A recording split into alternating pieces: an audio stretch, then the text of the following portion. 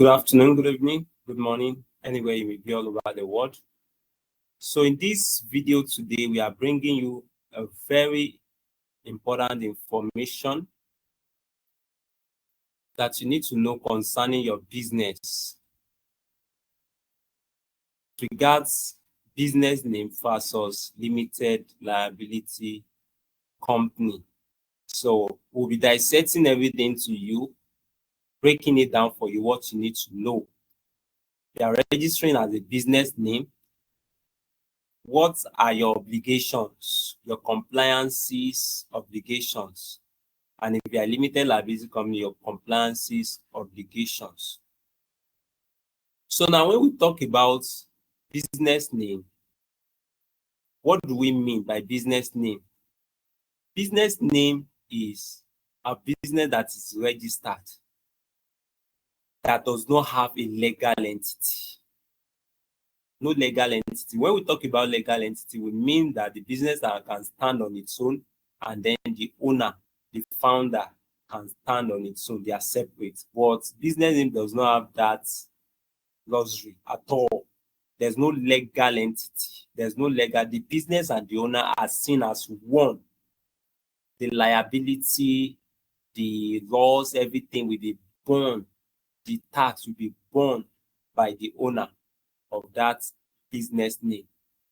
So that is what we mean by business name. So no legal entity. Whatever tax you are going to pay, it is the owner that will pay it. If there's any liability, it's the owner that will bear it. So that is disadvantageous in nature, right? So that is one. So when we that is one about business name, that there's no legal entity. So that's a definition of it. Then when we now talk about the taxes that are applicable to business name, so let's begin from value added tax. When you register as a business name, of course, you are under obligations to pay tax. And one of the taxes is value added tax, which is a consumption tax. It is paid on goods and services by all taxable payers. So if your goods and services fall under the category of value added tax, you must apply 7.5% and remit, meaning that you must register for tax purposes with Federal Inland Revenue Service. And of course, you will also register with State Internal Revenue Service. So the second thing you must know is that, of course, according to the Value Added Tax Act, all businesses engaged in supply of goods and services are mandated to charge VAT on their invoices and remit to Federal Inland Revenue Services. So you won't say that because I'm a business name, I'm exempted from tax. No, you are going to pay tax. And one of the taxes, value added tax, provided the goods and services are within the scope of value added tax. So that is one.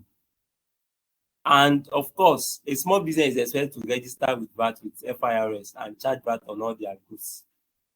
Exemption here is that if your turnover is, of course, currently 25 million, and next year 50 million.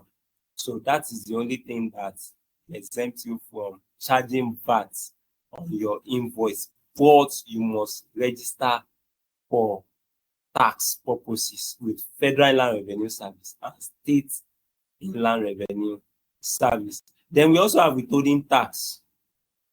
Withholding tax are the tax that is charged at source. It's an advance payment of income tax, and it is charged at source before you pay the supplier, before you pay the contractor, before you pay the vendor. You must deduct the withholding tax. So we have the withholding tax for state, we have the withholding tax for the Federal Inland Revenue Service. So you must look at the nature of the business that the supplier, the vendor, the contractor is doing with you to know the rates that you will apply. So that is why we are here to serve as a tax consultant, as a tax advisor. You can reach out to us. Subscribe, like, and share on our LinkedIn channel. Then we also have payee, that's pay as you earn. So it is paid from the income of all employees. So if you are a business name, of course, we have employees. If you have employees, you will register with State Internal Revenue Service and remit payee to them on a monthly basis on the tax you've deducted from your staff. Payee is part of it, and you as a business owner too, you must pay direct assessment, personal income tax, which is once in a year. So we are here to help you. You can reach out to us. Then, of course, your income tax, which will be paid on the profits of your business. And this one will actually be taxed in the name of the owner. So it will be taxed in the name of the owner. So of course, you still need to prepare your account. So you prepare your account, then you'll be able to pay for the tax or from the profits of the business, which will be taxed in the name of the owner. Unlike the limited liability company, which of course you will prepare an audited account, financial statements, and if your turnover is 50 million and below, you'll be exempted. But if it is 50 million and above, you pay company income tax. But for business name, they don't have those benefits of 50 million or 25 million threshold on their profits. So we have for the company, the taxes that company needs to pay are just like the same, like the business name. But the only thing that is different is that company will prepare audited account to file for their company income tax. Why the business name are not eligible or liable to pay for company income tax, but rather you will prepare their accounts. Of course, you can still prepare their financial statement, but that tax will be taxed just in the same way of paying your personal income tax. So company will also pay withholding tax, we pay value added tax, we pay company income tax, education tax is also there, and some other taxes. So these are the tax obligations that the business name needs to be aware of, and they must be tax compliant, register for tax purposes, and file their taxes as and when due to avoid penalties and sanctions. So these are the video that we are bringing to you on our YouTube channel on a regular basis so that you'll be aware of all your tax obligations.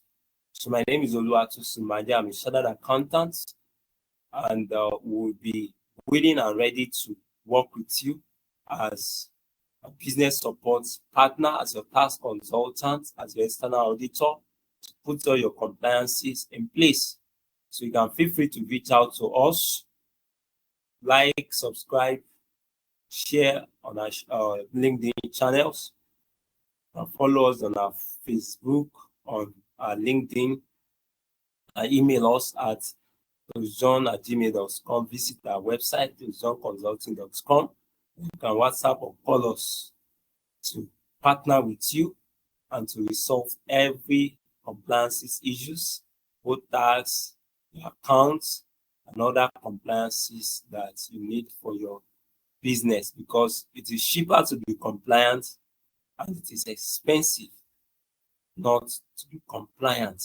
So stay compliant, keep doing the right thing. So until we meet again in another video, have a very pleasant and wonderful day. Bye.